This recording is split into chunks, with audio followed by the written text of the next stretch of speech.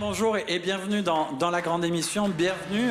Aujourd'hui, on va faire des ateliers créatifs. Alors, il va falloir avoir, je dirais, être manuel, avoir un peu. Mais vous allez voir qu'on va apprendre plein de choses grâce à nos invités du jour. Il y a un salon qui se passe là le 25-26. Ça se passe du côté ça se passe à Olioul, j'allais dire du côté de non. C'est à Olioul. C'est un salon sur le scrapbooking.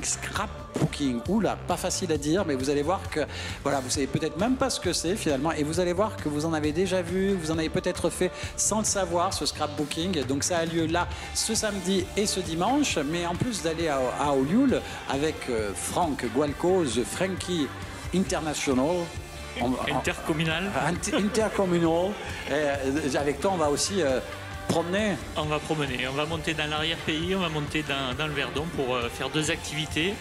Une avec un bilan carbone positif et l'autre un négatif. Un négatif. Ah mince. Voilà, je suis curieux de savoir. Ça s'équilibre. Finalement, t'en as deux, quoi, finalement. On va revenir à zéro. Alors, on va revenir à zéro. Bon, ben ça va, je suis rassuré. Mireille Doucet avec nous, bonjour. Bonjour. Alors, Mireille Doucet, c'est présidente, c'est le mot de l'association Éclat. Oui, présidente parce que bon, c'est un petit peu mon bébé, c'est moi qui l'ai créé. Mais bon, maintenant on est une équipe tellement soudée qu'il n'y a plus trop de postes définis dans cette association. Association Éclat, c'est l'espace créatif de loisirs et d'animation pour tous. Et on va voir que c'est cette association qui organise ce salon de scrapbooking. Avec vous, on va pouvoir apprendre pas mal de choses sur le scrapbooking. Bonjour Pascal. Bonjour. Pascal Piquemil, qui est aussi membre de l'association Éclat. Et avec toi aussi, on va pouvoir parler de ces personnages aussi qui seront présents au salon, parce qu'il y a de vraies personnalités spécialistes du scrapbooking qui seront là. Nous allons retrouver des boutiques et des animatrices qui vont proposer sur le salon des ateliers pour tous. En plus, on va voir que finalement le scrapbooking, c'est quelque chose, c'est vraiment, j'allais dire, c'est un moment, j'allais dire, de détente, de création de liens, et puis en même temps, finalement, c'est une manière aussi de faire peut-être, comment on appelle ça, du recyclage aussi. Oui, de la récupération, c'est ça. De la récup, voilà. Donc une émission écolo et puis voilà, et puis en même temps environnementale, puisqu'avec Franck aujourd'hui, on va promener sur tout notre territoire. Je crois qu'on va aller du côté du Verdon, si je dis pas de bêtises. Hein. C'est ça. On va dans les gorges, vraiment au cœur des gorges, sur un des sentiers les plus techniques mais magnifiques, et sur le domaine au Logis du Pin. Pour une activité sportive mais moins fatigante, sur une activité de quad. Tu cites le Logis de Pin, c'est un logis en fin de compte que peut-être beaucoup connaissent, les associations, les groupes, les scolaires, etc. Parce que c'est un endroit qui est ouvert régulièrement à tous. C'est ça, c'était un grand domaine qui avait été acheté par le département à l'époque et donc sur lequel on peut faire de nombreuses activités pour tous les âges. Ben voilà, bienvenue dans la grande émission. Et puis on va aller partir sur le scrapbooking. On dit scrapbooking, tu sais le dire toi ? Scrapbooking. Ah bah là, super, génial, toi aussi tu y arrives, c'est génial. Hein. Et ça doit pas être évident à dire, beaucoup de gens font peut-être une petite erreur, Mireille, non ? Alors, quelquefois, oui, surtout les hommes, la première fois, mais qu'ils en entendent parler. Les hommes, la première fois, font toujours des erreurs. Toujours, c'est comme ça. Bon, alors, donc, le scrapbooking. En fait, à l'origine, le scrapbooking, c'est vraiment uniquement de la récupération. Scrap, ça veut dire petit bout, donc petit bout de papier, petit bout d'étiquet, de ceci, cela. Et book, bon, évidemment, en livre. Donc, c'est en fait... au départ, fabriquer en fait un roadbook, un petit livre de souvenirs, de notes, etc.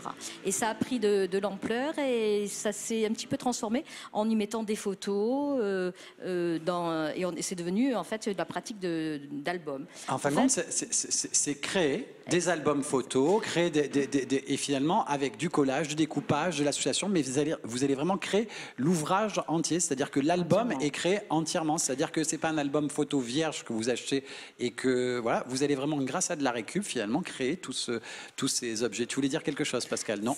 Oui, on crée l'album de A à Z, donc soit avec une structure avec du carton de récupération, soit avec de vieux classeurs donc, qu'on fait à notre façon. Et de A à Z, on va monter petit à petit cet album et après on y collera des photos, des souvenirs. Oui, en fait, c'est l'album traditionnel, en fait, on le voit plus, c'est absolument plus ça. C'est devenu un petit peu une œuvre. Une petite œuvre créative. On en voit certains qui sont là, justement, que vous avez créés, vous en avez pas mal. Exactement. Et finalement, chacun, avec sa personnalité, va créer ce qu'il souhaite. D'ailleurs, lorsqu'on fait des ateliers, en fait, on s'aperçoit que tout le monde a le même matériel de départ. Vous faites Et à la l'enveloppe. sortie...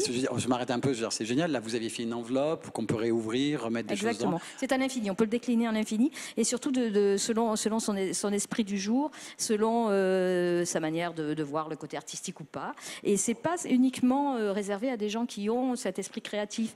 On peut être un petit peu drivé au départ et puis après se lâcher complètement. Et c'est là où je te disais que, en fait, on part tout avec dans un atelier ou voilà, pas pour le salon quand il y aura les ateliers dont on parlera tout à l'heure.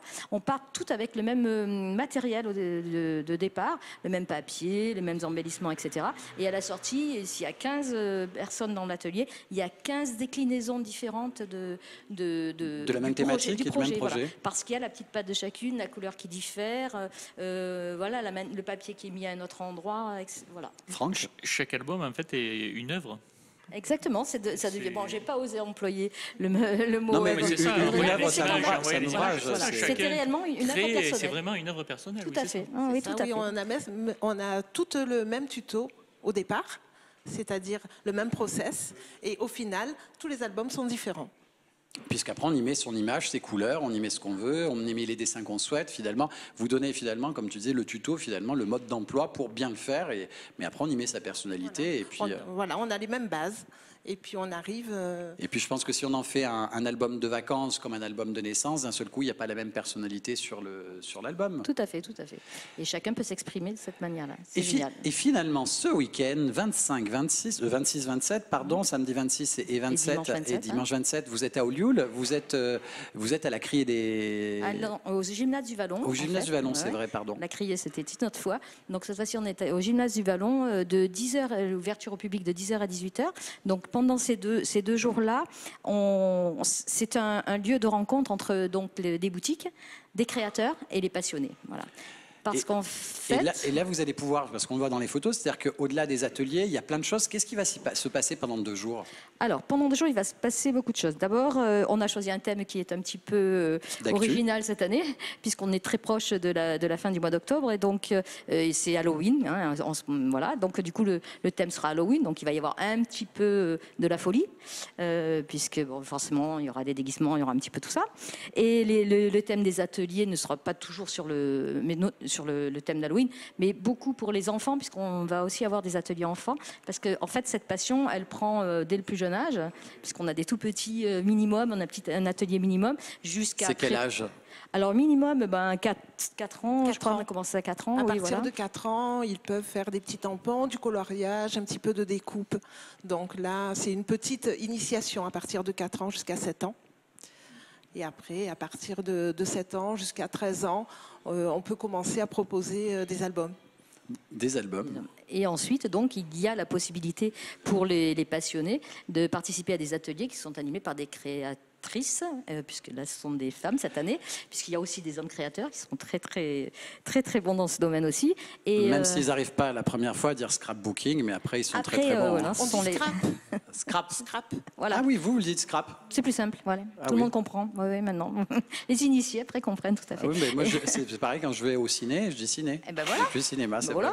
vrai. C'est je vais au salon du scrap ce week-end à Olioul, alors. Ça fait Voilà, brancher. Ça le fait, je fais un week-end. Et justement, tu le disais, il y a des personnalités, tu le disais, qui sont là cette année, c'est quatre personnalités. Il y a Muriel Daramy, Génivire, Iggy Dodi et Edwige Buffquin. Je lis parce qu'en plus, elles ont des noms assez originaux d'artistes aussi. Oui, alors elles sont connues dans le monde du scrap et donc elles viennent animer des ateliers pour les adultes sur les 2 jours, des ateliers de 3h30.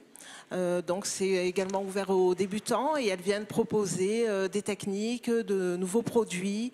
Voilà, donc c'est sur inscription bien sûr parce qu'elles ne peuvent pas accueillir tout le monde. Alors parfois elles se déplacent avec leur boutique et donc c'est l'occasion aussi de les rencontrer personnellement, puisqu'on les voit sur le monde du net, mais on ne les connaît pas. Oui, vous les voyez sur les réseaux sociaux, vous les connaissez finalement, puisque vous voyez leur travail, etc. Donc c'est aussi pour celles et ceux qui connaissent, en tout cas, et qui fréquentent le milieu du scrap, Ça le fait maintenant, scrap. Hein. Dans le milieu du scrap, voilà, on a la possibilité finalement de se dire tiens, on va avoir l'occasion de rencontrer ces gens-là. Là, depuis tout à l'heure, on emploie beaucoup le mot album, etc. Ce n'est pas que ça le scrapbooking, c'est aussi toutes sortes de choses parce que on en vient à faire de la création générale, c'est-à-dire que la technique, on va l'appliquer à plein d'autres choses. Tout à fait. Quand on devient passionné ou même quand on a envie de s'y consacrer, on s'aperçoit qu'on peut utiliser toutes sortes de supports. Nous, on vous a apporté pour échantillon un petit peu de tout, à savoir par exemple une toile simplement sur laquelle on peut décliner ces photos, des décors. On peut partir aussi de morceaux de bois. D'une écorce, il peut y avoir un petit peu de tout. On peut faire du scrap sur n'importe quoi. Il y a des bobines. Voilà ce petit tableau que vous avez fait. On n'a pas tout porté. Ça, c'est un vieux livre là qu'on voit à l'image. C'est un vieux livre qui a été complètement pas désossé entièrement, mais un petit peu customisé. Voilà, et qu'on a customisé et on a collé les pages. Enfin, voilà, tout peut être matière à faire du scrap. Il y a vous avez même fait un attrape-rêve aussi, parce que finalement, c'est-à-dire que là, d'un seul coup, vous allez juste. L'idée, c'est la récup. Et la création. Voilà. Parce qu'en fait, le scrapbooking, maintenant, c'est devenu vraiment la mise en scène de ces photos personnelles. Et donc, du coup, ça lui apporte... Voilà votre attrape-rêve, là. Voilà, tout à fait. Ça, c'est l'attrape-rêve. Bon, là, il n'y a qu'une photo, mais il peut y avoir beaucoup plus de décoration dessus. Et voilà, c'est la mise en scène vraiment de ces photos personnelles et la valorisation de ces photos d'une manière ludique, déjà. Et puis, voilà, selon l'inspiration du moment. Et tout peut être support pour le scrap. Ça te tente, Franck, ou pas? Alors, c'est vrai que ça demande beaucoup de temps. Forcément. Tu en as, toi, tu passes et tu repasses ici, tu as du temps, toi. C'est ça, j'ai du temps. La nuit, entre 3 et 4 heures du matin, c'est vrai, il me reste encore un petit créneau. Non, mais par contre, c'est vrai que quand on fait des albums, donc on n'est pas sur du recyclage, malheureusement, mais c'est vrai que maintenant, en fait, on propose toujours, quand on fait des albums, différents fonds, différentes thématiques, même s'il n'y a pas le relief qu'on peut avoir dans le scrap. On a toujours un moyen de personnaliser ces albums, ces photos, et même quand on commande des tableaux ou des cadres, on peut toujours aussi personnaliser. Et le seul dommage, c'est qu'on ne peut pas réutiliser des produits ou recycler certains produits. Voilà. Mais voilà, le scrap non, mais j'essaye quand même de personnaliser les albums. Et l'offre est un petit peu limitée. C'est vrai que sur Internet, il existe des tas de manières de faire ces photos sur des livres, exactement, des grands cadres, etc. Mais c'est bon, peut-être ça dure plus dans le temps, peut-être, mais ça ne permet pas d'utiliser un petit peu tout ce qui. Ça reste quand même moins personnel aussi, puisque c'est quand même des skins qu'on a dans tout le monde entier, donc c'est vrai que c'est vraiment très personnel. Ça, c'est personnel, et justement, vous allez utiliser toutes sortes d'objets, et des objets qu'on va retrouver tout au long du salon, parce que comme tu le disais, il y a une boutique, c'est-à-dire que là, d'un seul coup, on va pouvoir trouver des choses qui se trouvent peut-être pas facilement, parce que même si ça reste du loisir créatif aussi, mais on ne trouve pas tout partout. Alors, on ne trouve pas tout. C'est l'idée d'ailleurs qu'on a eue, nous, en créant ce salon. On en est donc à notre 4e édition. Et c'est vrai que le nombre de visiteurs va crescendo. En fait, l'idée a germé parce qu'on ne trouvait du matériel que dans certaines boutiques de culture ici, mais toujours avec un tout petit rayon qui nous... Voilà, il y a un tout petit choix. Et donc, on n'allait que sur Internet et pour ces boutiques en ligne, etc. Donc, un jour, on s'est dit, nous, on a une frustration ici. Donc, ça veut dire qu'on n'est pas les seuls, certainement, puisque le scrap prend de l'ampleur. Et donc, on va essayer de faire venir quelques boutiques à nous. On a commencé petit. On a fait venir 5-6 boutiques, je crois, pour commencer. 5-6 boutiques. Et cette année, on a le double au niveau des boutiques. Donc, ça prend de l'ampleur. C'est vrai qu'ici, il n'y a pas de magasin, il n'y a pas de salon non plus dans la région. Donc, on se rabat sur Internet. Et c'est l'occasion de faire venir les boutiques à nous et de proposer un choix beaucoup plus large. Au-delà de faire des achats de produits dont on peut avoir besoin et finalement de les voir de visu, c'est aussi venir choper des idées et venir apprendre des choses, parce que c'est tout ça aussi qui nous attend toute la journée. Tout à fait, parce qu'il y a des make and take, on appelle ça, c'est terme technique. Et en fait, ce sont des initiations, voilà, on va simplifier. Ce sont des initiations qui auront lieu sur chaque stand de boutique et chaque créateur qui est sur sa boutique ou chaque propriétaire de la boutique, enfin chaque vendeur, va pouvoir faire réaliser une petite œuvre, quelque chose à l'ensemble du public, des petites sessions d'un quart d'heure, 20 minutes.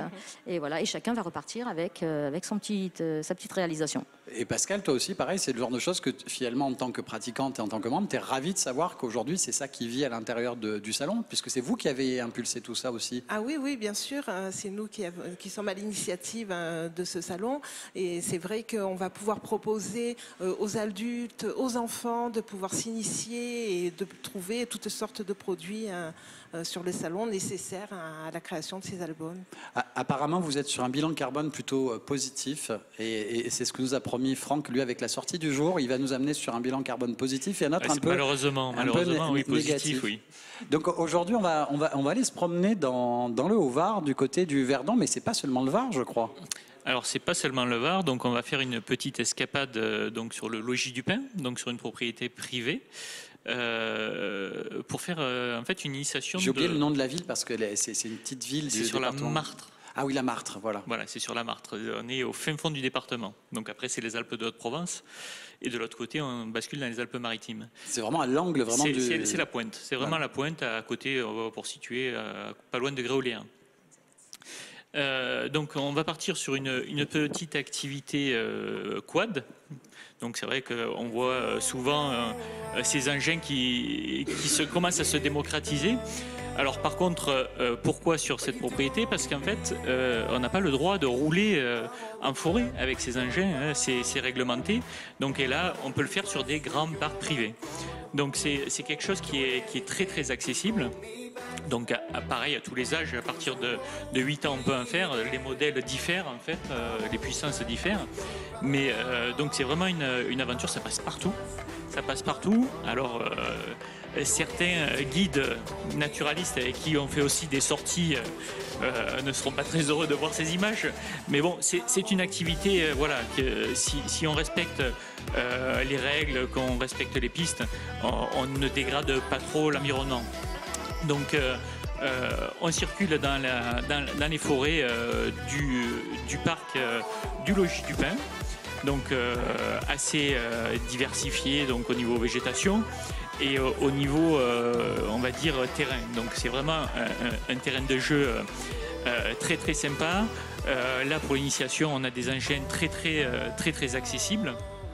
Voilà, on passe vraiment partout, on n'est pas loin de l'Artuby, les paysages sont assez sympas, plein de forêts, on voit le Mont Lachens, donc le plus haut sommet du département au loin, et on a un parcours parsemé de petites difficultés. Donc là pour une initiation, forcément on a des moniteurs qui encadrent les personnes, puisqu'il y a quand même un petit peu de technique. On peut facilement, contrairement à ce qu'on peut imaginer avec 4 roues, se chavirer. Donc, en tout cas, la technique que tu as maintenant, c'est que tu mets un casque pour pas qu'on te prenne ton faciès. Oui. Je m'avoue pas convaincu. Voilà. Donc en fait, l'avantage aussi, c'est qu'on a un hébergement sur le site, très sympa, une bastide qui a été retapée, et donc c'est un endroit très sympa. Alors pour un peu effacer notre bilan carbone de la veille, le lendemain, moi je vous propose de parcourir. Alors là, on est sur la rive droite du Verdon, donc dans les Alpes de Haute-Provence. C'est le sentier Martel, donc en face, là, ce qu'on voit, c'est le département du Var, mais on est dans les Alpes de Haute-Provence. Donc un sentier qui est, on va dire, assez difficile, puisqu'on part du haut du canyon, on descend dans le cœur du canyon, mais pareil, très ludique. Donc la saison est assez sympathique. J'imagine des pauses futures sur l'image que je viens de voir. Mais donc le printemps, période assez idéale. Il fait bon.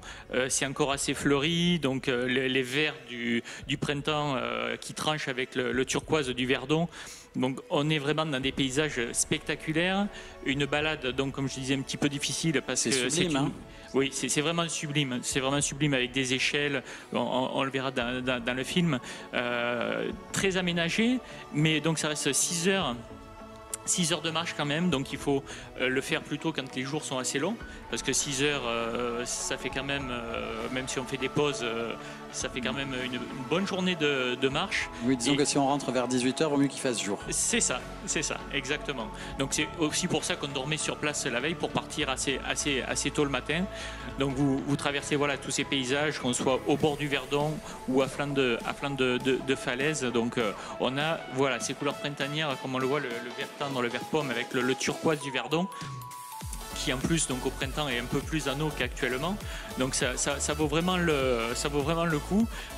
Et c'est une balade qui est originale, surtout sur la fin, puisqu'on termine en fait par des tunnels.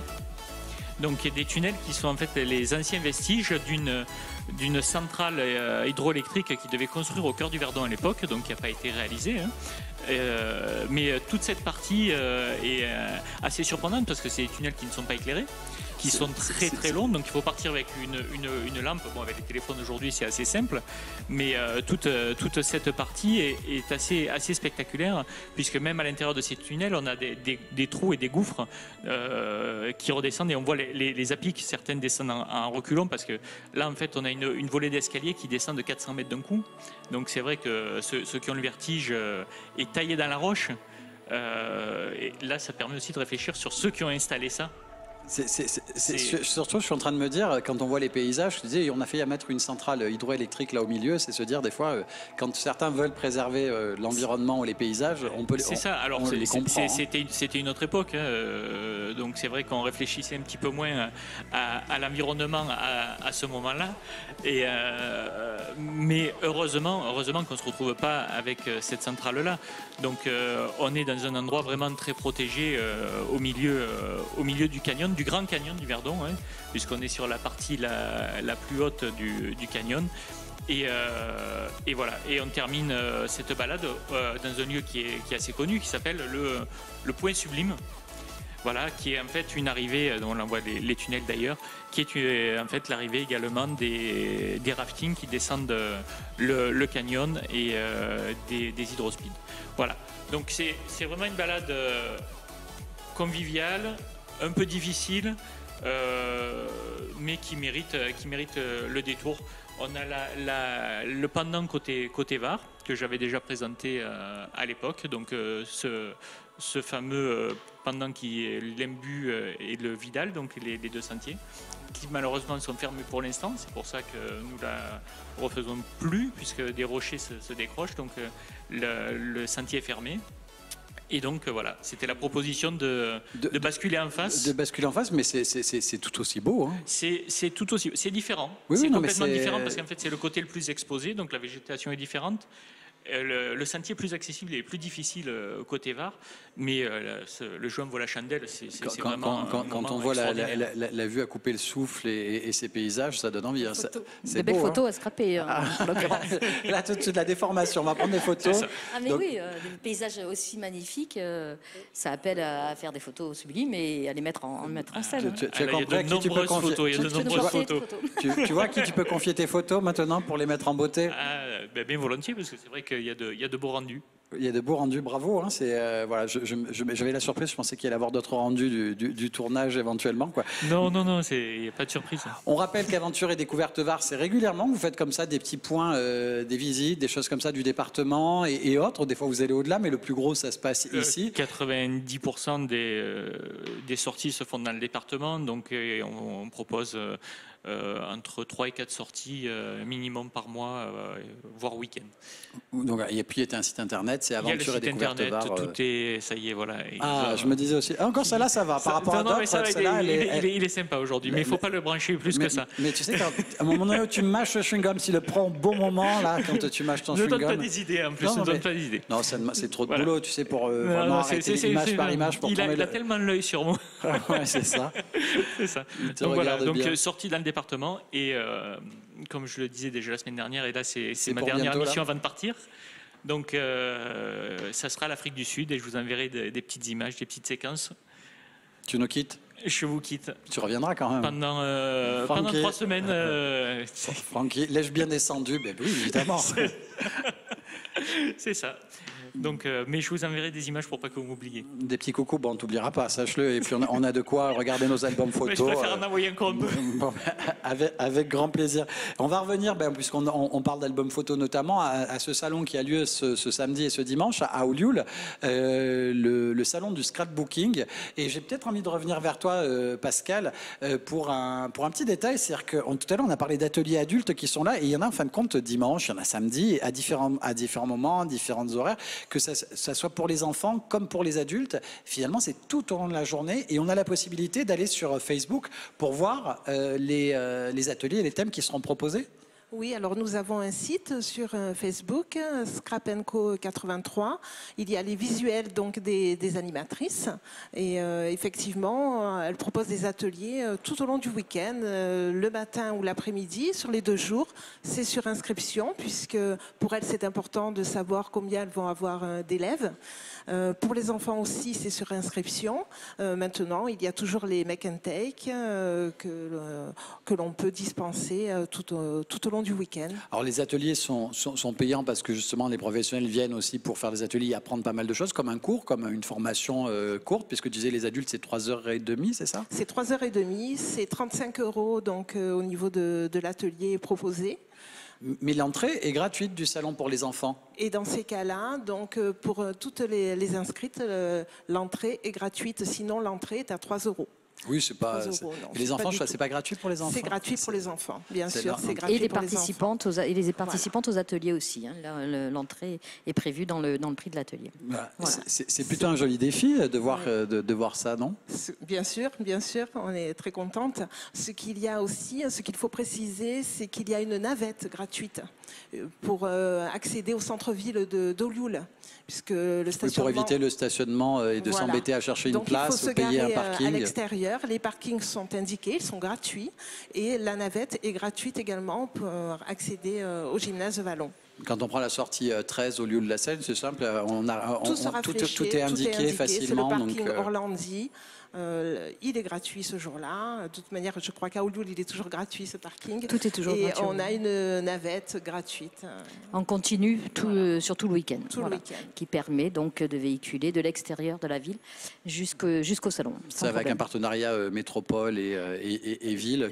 La ville d'Olioul surtout, oui. La ville d'Olioul est notre partenaire d'abord parce qu'elle nous permet d'utiliser le gymnase, met à notre disposition tout le matériel nécessaire, hein, tout ce qui est technique.